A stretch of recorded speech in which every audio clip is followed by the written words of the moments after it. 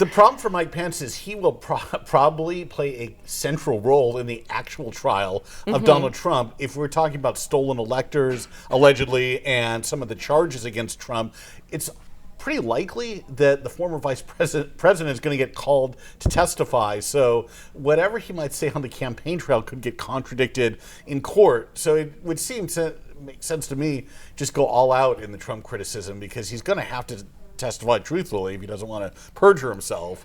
Welcome to the Debrief, where we talk with the Washington Examiner's top journalists about the headlines they're covering and where the story's going next. I'm Sarah Bedford, and I'm here with magazine editor David Mark. And David, former Vice President Mike Pence features prominently in the text of an indictment that Jack Smith filed this past week against Donald Trump for January 6th. How do you think Mike Pence has handled the emergence of this indictment so far?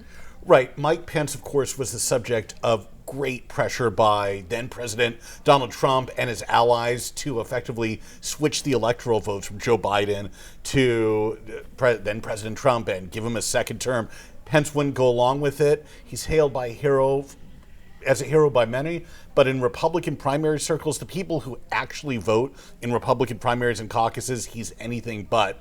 So Pence has tried to straddle the line, say, I did my duty that day, but not go overboard in the Trump criticism. It hasn't worked at all. Pence is in the low single digits. He's having trouble raising money, getting on the debate stages, and it seems like he's going to have to choose one path or another.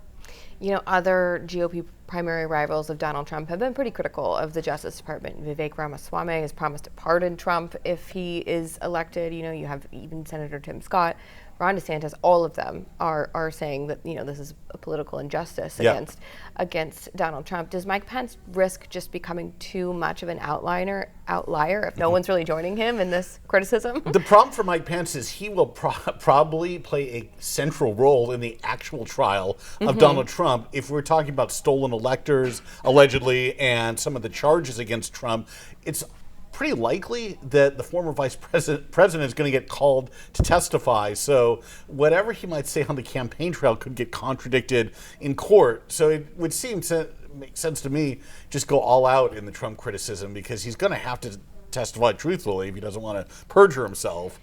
If he fails to qualify for the debate stage, and we were just saying before we started that he's one of two only candidates who have so far not qualified for the debate stage, alongside North Dakota Governor Doug Burnham. If he doesn't make it in a couple of weeks, is that the end of his campaign?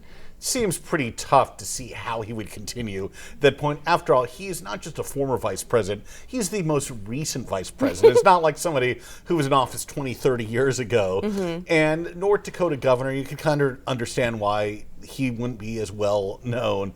So Pence could continue, but it just doesn't look like there's a lot of receptivity or appetite for his message, not even just the Trump stuff, but just his whole message about being kind of a Reagan-era conservative really clashes with MAGA and the whole Trump America First style.